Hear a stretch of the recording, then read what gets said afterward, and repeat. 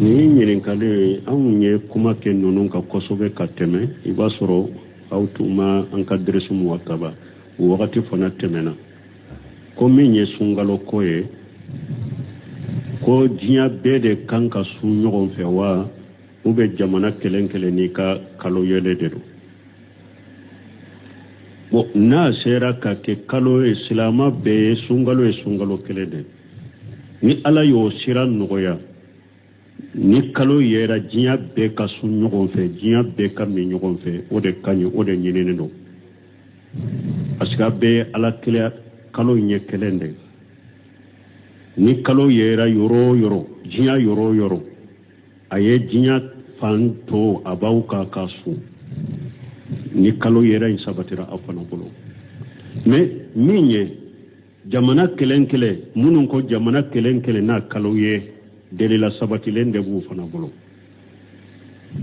depuis Bunabasa ninnu tile la Kureyb sunkalo jɔra Kureyb ka hadisa bɛ sunkalo jɔra k'ale sɔrɔ Sami misali la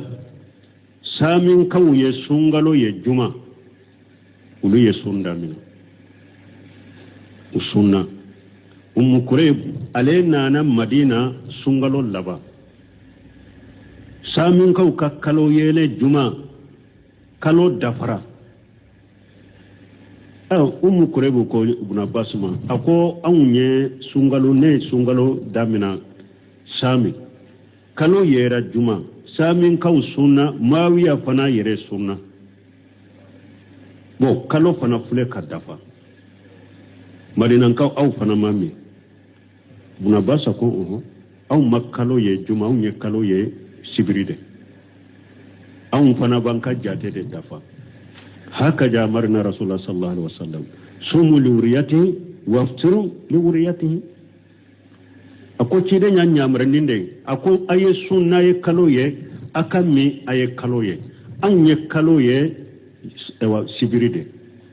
donc mugani kononton ni amma ewa kalo ye an banta de dafa ciden nya nyamranin de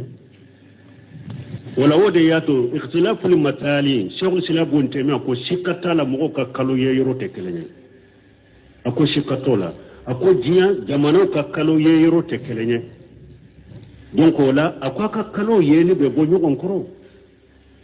donc la tuma min ni masaila sera al-lajnatu daima li busilimi wal iftai ni masaila sheruma uko puru kalo ko man kam min fulen ni nye ka bapew silamaw ni ɲɔgɔn cɛ jamana kelen kelen bɛ yɔrɔ min to I ka jamana ɲɛmaw kɔfɛ anu ka jamana dɔɔni kɛbaga ɲɛmaw n'u ka ewa jamana ɲɛma tɔw kɔfɛ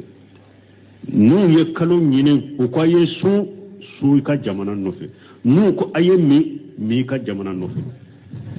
ko ciden ka hadisa kɔsɔn asawmu yawma tasumuna wal fitru yawma tuftaruna wal adha yawma tudahun ni dɔɔni kɛbaw ye fɛn o fɛn fɔ u b'a fɔ delilaw de la dɛ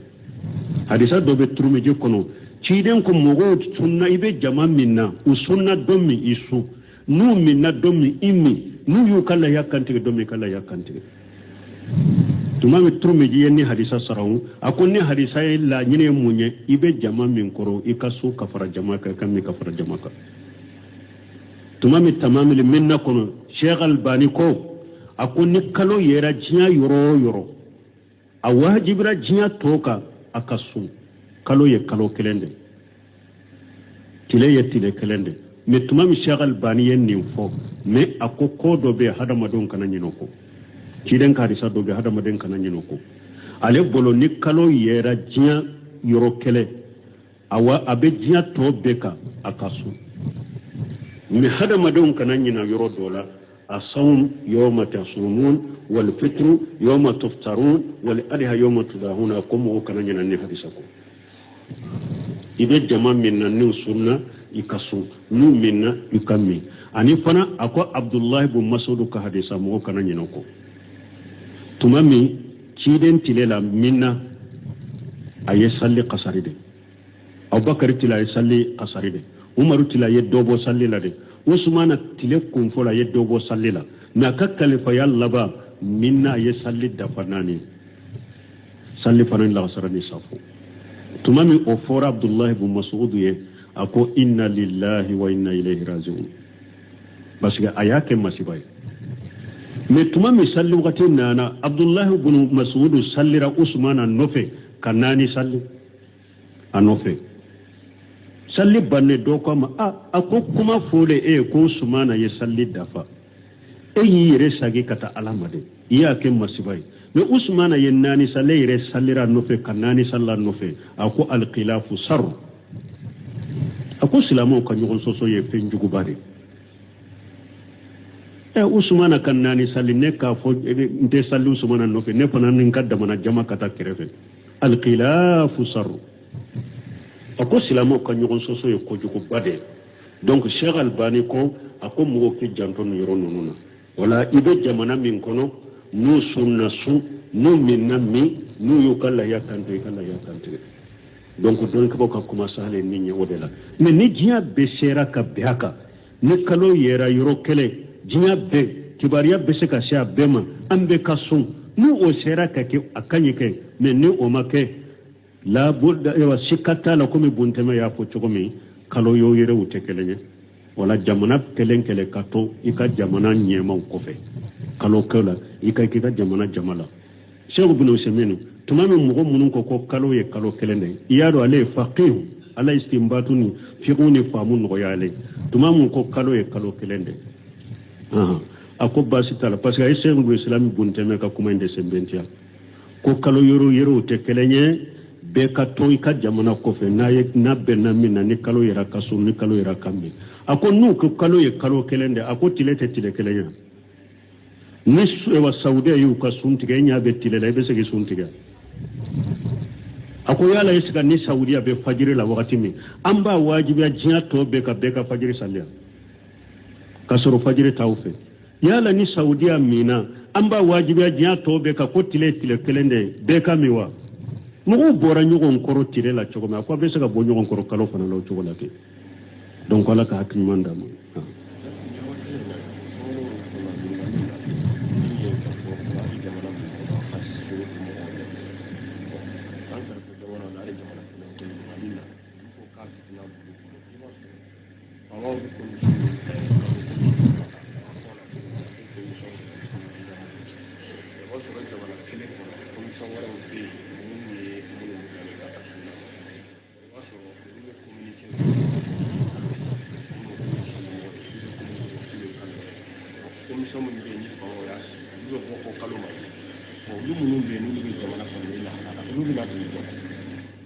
bon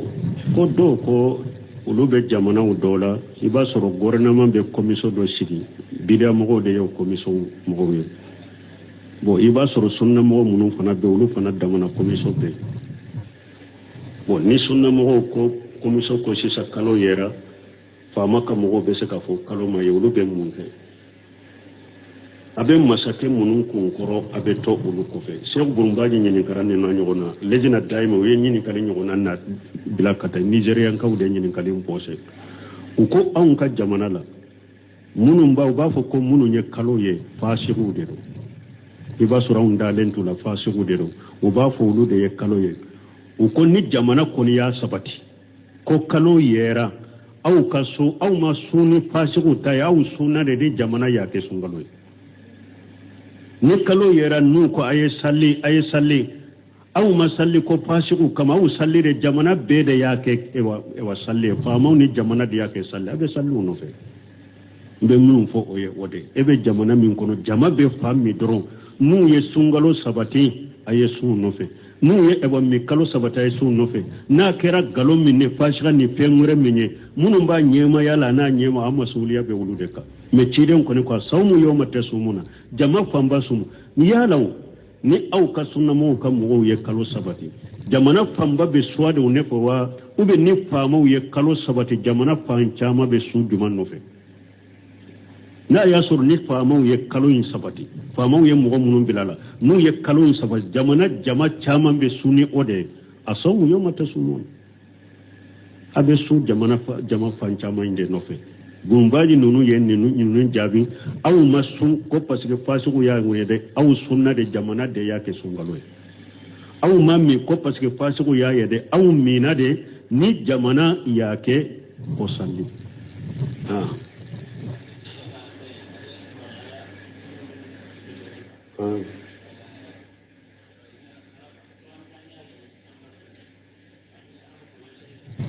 na ñaaye an ka sun a yera jiya yoro mi aw jamana yayewa buna basa yo fa aw be se ka qur'ana do ka buna basa bo buna basa ko ciide nya ñamarani nin cogode sumuli uriyatu e yayewa aw ka jamana yayewa ama ye faman sayida minkum sare sere yarawa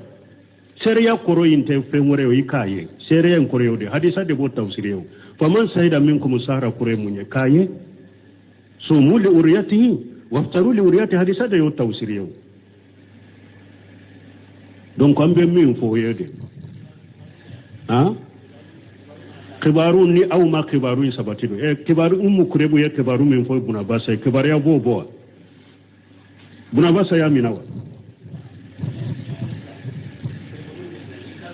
har nis telefonu be senna anye min fo to doni ko ka kuma kofe to ka jamana kofe ni mali ko ambe nala sisa ni sauda e kalo ye be ka so ambe su ni mali be benno ka fama unan kan nyema benno ka ni su be wa saudi e kalo ye be ka su no ye salli kalo be ka salli ambe sallu no fe mais ni jamana ma sabatidu ibe to ka jamana de ko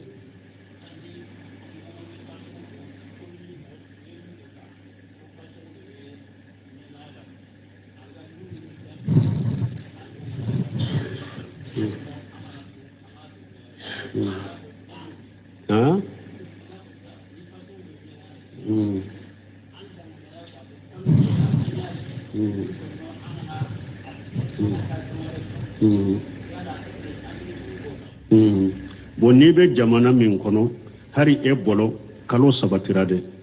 mais jamana mogo ma ake salliye e bi i suntige i kele mais salli kene kanabo salli kene be bo jamado ne non te mogo kelen ko e ko haklina kote dina e ko haklina kote dina ye delila wude ani salafu salu ye baro ke chogomi dina ye wode ori ato doni ko ko hari ni yele kelenye kalo ye e yere ye kalo ye nyana ina na qadimo ko ne kalo ye amika kalo ye sabati sunti ka ma jahabu dole ko kana su parce que ma sabati ko kalo do donc ni yere ye kalo nye isu me ake dibila I kana fama ni jama fonko nyogonya ni bila kene ka isu dibila I kana bo kene ka de donc ni ewa ekelenye kalo ye mini kalo de do ina na iya fo kaduye uma sabati doni ke ba ko ekelen ka yele jate to ka sumo to no fe hari munu nya sabati ko ni e yere kalo ye sunti ka ko hari ni be mi ate gundola de kama kana jama fonko nyogale bila kene ka de al khilafu sarru ambe mu fo mo ni ya ekele chama be ni sosoli chama be selama uche amba na salafu tanu ndema an ko ambe ka hakilina de bara dinala no fana kera durabe chinyalike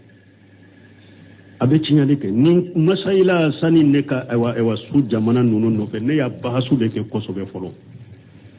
parce que tumbe ne yere bolo ni saudiya ko ni kalo ya dro ne be su mais sani ka ke nya bahasu badeke nya soro doni ke bawo masirata ntora jamana ko doni ke bawo masirata ma alladina daima wa musliminu wa sheikh albani adoni ke bawo shima sirata ma to ka jamana ko no hadisa minna na tumiji ko no sababula asawmu yawma tasumuna wal fitru yawma tuftarun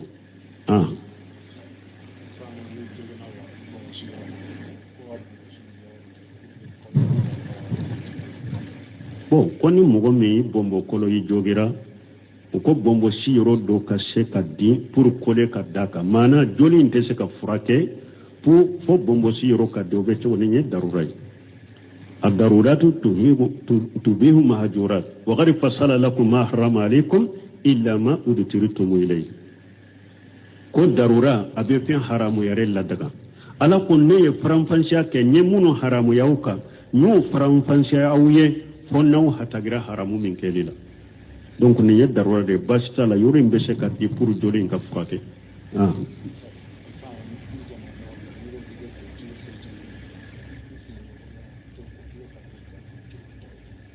ja kun kolo so joli be mi bon kon ni mogo mi bombo kolo kon ni joli bo odela ko ji kana shama janaba fana be la ibake chogodi fari kolo to yoro bese kako iboko yoro min ni ji te se ka shama pew ni saloli bese ka nyebe saloli kaka ni saloli tanya ibi yoro to beko yoro min ni ji te se ka shama ibe tayama muko yoro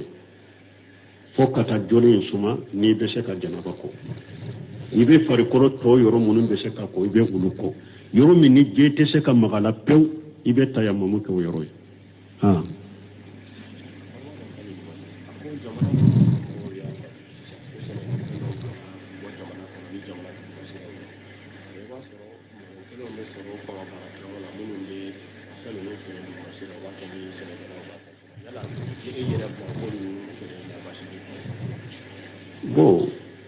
ko ewa ni jamana ye seneke fendo fereli ko ko ka bode wa ube ka do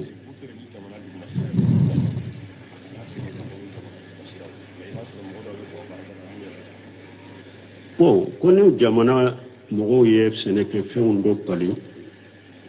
kanu ko kana fere ka boni jamana ka duguma sirai ni fama do ba ke ube ke chugo ninje te mogo kelen fatawa dilelombe jamana ni jamana ewa fama uma lejenatul fatawa na ya soro ye jama kulu jo jamana kono ko fatawa beke nunu de be fatawa ke ubo fatawa suke ni ote ante fatawa ko luka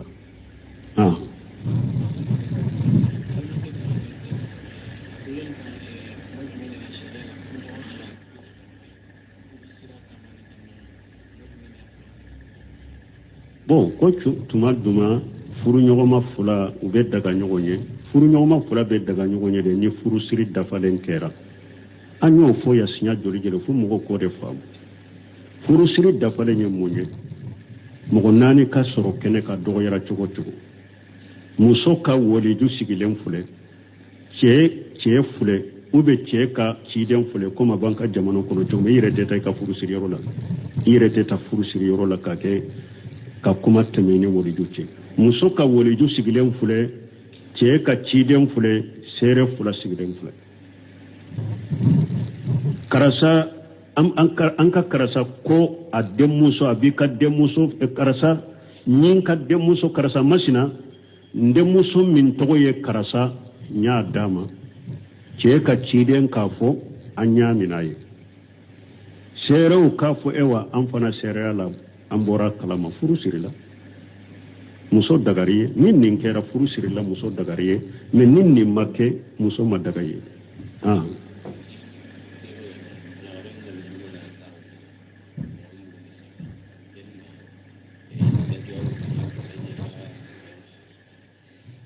koni muso ka walidu sigira ka furu bo idaba damino yoro de lawa na ya soro che ko nye muso bilali fora domi idaba damina o don de la nyon ko nek nyen ka muso bila aye bilali fo domi idaba damina o de la me ni che ma ka muso bila ni guru jari de do aye kulu de ke muso ka furu te se ka bo folo ni che ma bila ni guru jari do aka soro qadi be atara qadi de la kiri tigala de la kiri tigaya furu guruja donc idaba ta o de la o ka idda chogo ni bilali idda chogo te kelenya ni furu ewa qadi ma furu guruja muso yire na kam mogo de ko muso ko ate furu la ambe furu bo aba fo cheye de folo ambi kan na folo sagima kulu abe soma aba kan na folo ta ku saga ma de folo wala be furu gurja na ye furu gurja nina wala muso baka idasi kuma sahalaina o maddo jamana en kono kosobe suno don ko ko kuma sahalaina ni kulu de kera furu gurja haydu kele de do kalo bokele muso bode yedoro akai dabe pa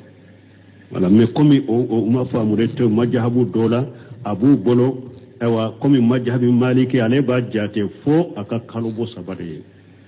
na abdan tigero de kafana ni furu gurujara domi aba kalubo sabade sigile aba damina sinon kuma sahalen ko ni furu burjara de kulu de kaira kalobo kelende do Cheikh Sala bunte mi ayo de kenya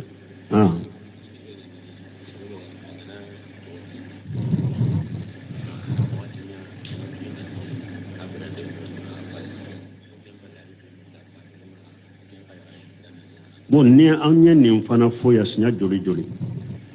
ko yala ni mo min tora jila aka kibariya mashe mo ma jonna kibariya bese wakati ewa jante mena idaba ka musoloba anya foya deresu kono anya fonyi ni kali jabila anko muso bilali idaba ta bilali fora domide asera muso ma domide ni mo do be tunga la sisa aya ka muso bila aya fo mo do ye ne ka muso bila ne kibariya bese muso ma domi kalo kele nyogona yere temena kalo kelen ko fere kibariya sera ka muso ma ko iche ayi bilade donc ambe muso nyininka bilali fora domi ani sisa ebe ka kalo boye wa iye kalo boye yewa kalo bo kelen temena ye kalo bo kelen donc kalo bo kelen borala atoye kalo bo fulade ninka famu idaba ta bilali fora domi de kibariya sera muso ma domi otede bilali fora bora che da domi ko nya bila idaba ta odela kalo sabado bata odela kalo boda bata odela ewa fatuli fana idabo to odela che fatura wakati minna domi na idaba ta odela kibariya sera muso ma domi otede ni mogo do fatura a fatulen ko fe ni kalo duru temenen ko fere kibariya sera aka musoma idataka aka idabana idataka ni kibariya sera ma ni fatura kalo fula temenen de kibariya sera nima kalo fula ani tileta toraka idala abode sigi donc ninka famu idabata de fatulu kera domi kibariya sera domi otede fatuli ewa kera domi dabata odela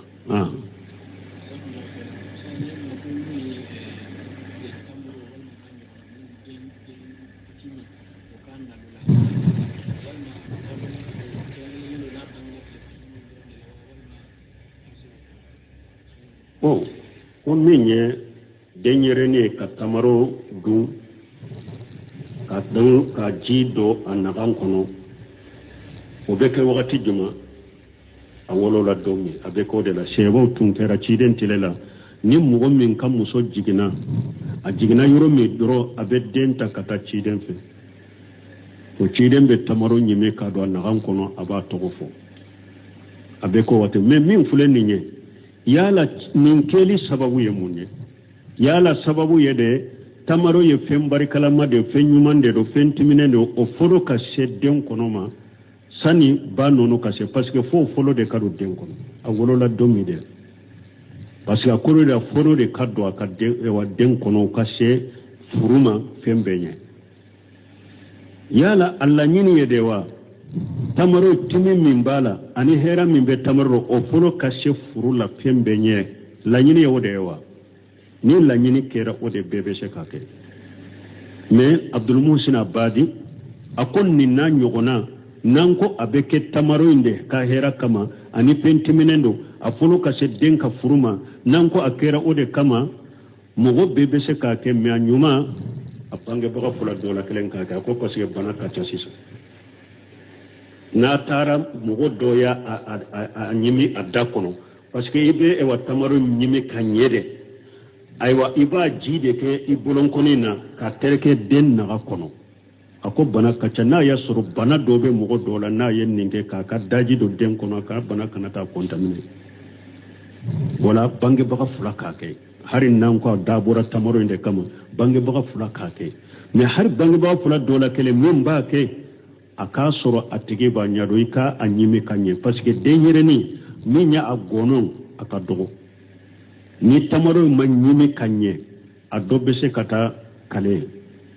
abe tora la sedemba ani fana min ba ka soro bolo in fana nugulendo mogo do ka bolo tege fara kon bolo aka gri ni ko be den naga trekenai akanata denjo ni beka prosala wala Abdul Musin ko nan ko abe ke tamaro inde kama anyuma bange baga fula dola kelen ka ke maintenant ko atumbe ke ciden ka daji barka de kama o kere kere ni ciden temelen ko be ante barka ni ke ni mosi ka daji donc o be kere kere ni ciden de na ko tumba ke puru ciden daji barka lama aka daji de folo de ka sedden kono ma na kera ciden ka daji barka de kama o kere kere ni ciden temelen ko be ante barka ni mosi ka daji mais ni a kɛra tamaro de hɛrɛ na barika kama bɛɛ bɛ se k'a kɛ mais a ɲuman bangebaga fula dɔ la kelen k'a kɛ a fana kɛ cɛkɛ ka dɔ dɛ subhanakallahumma rabbana bihamdika ashhadu an la ilaha illa anta astaghfiruka wa atubu ilayk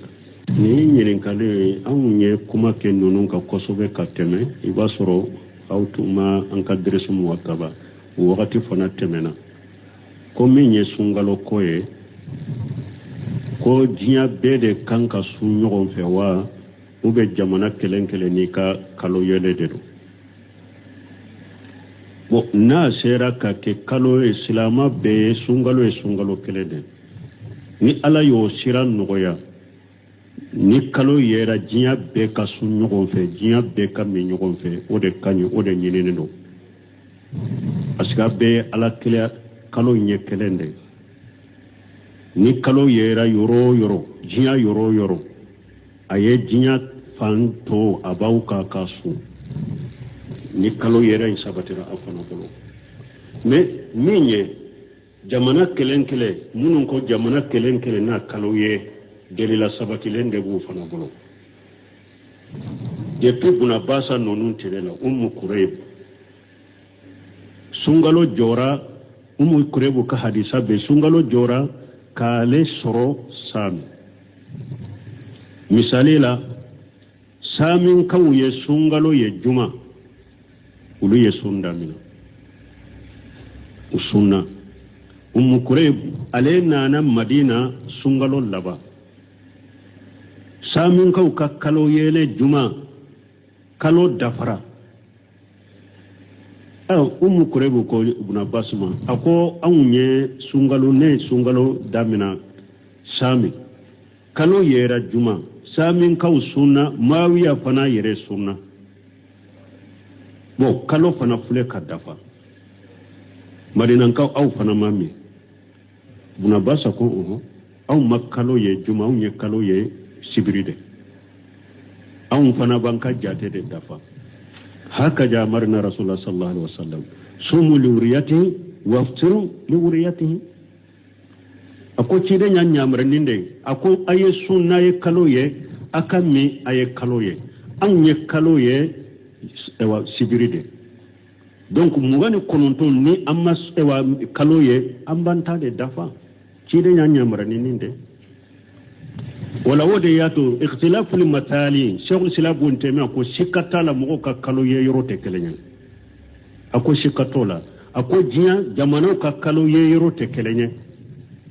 donc wala akwa ka kalo ye ni be go nyogon koro donc wala tuma min ni masaila sera allajnatu daima li busilimi wal iftai ni masaila seruma uko puru kalo ko man kam min fulen ni nye ka bapew silamaw ni nyogon je jamana kelen be yoro me toy ka jamana nyemaw kofe anu ka jamana doni ke ba nyemaw nu ka ewa jamana nyema to kofe nu ye kalo nyine o ko yesu ka jamana nofe nu ko aye mi ka jamana nofe ko ciden ka hadisa koso asawmu yawma tasumuna wal fitru yawma tuftaruna wal adha yawma tudahun ni doni ko ye fo ba fo de lawde la de hadisa do be trume je kono ciden ko mogo sunna ibe jama minna usunna domi isu nu minna domi imi nu yu kala yakante domi kala yakante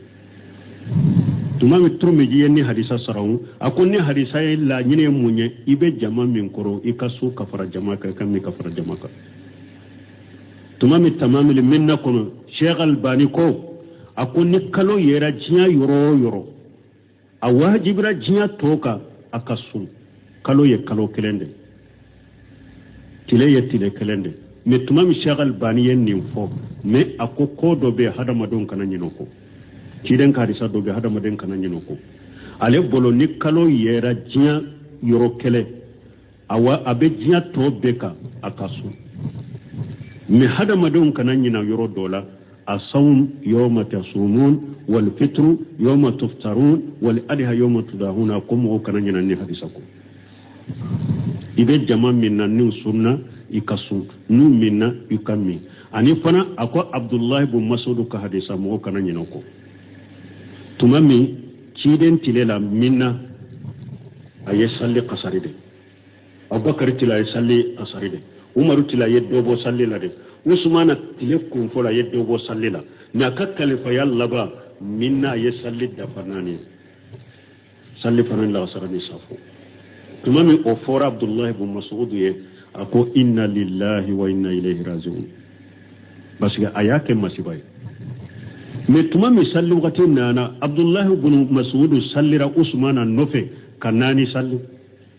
anofe salli banne do ko ma ako kuma fole ko usmana ye salli dafa yi yere sagi kata alamade iyake masibay mais usmana ye nani salli yere sallira nofe kanani salla nofe ako alqilafu sar ako silamo kan yogon soso ye finjugu bare usmana kan nani salli ne ka fo nte salli usmana nofe ne kono nan kadda mana jama kata kerefe alqilafu sar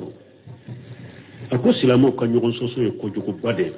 donc cheikh albani ko ako mo ki janto no yoro nununa wala ido jamana min kono nu sunna su nu minna mi nu yukalla yakante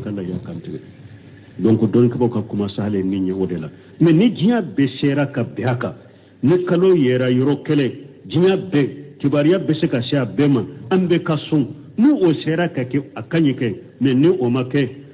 la budda e wa sikata la komi buntema ya fo chokomi kalo yo yere utekelenya wala jamana kele kato ika jamana nyema ukofe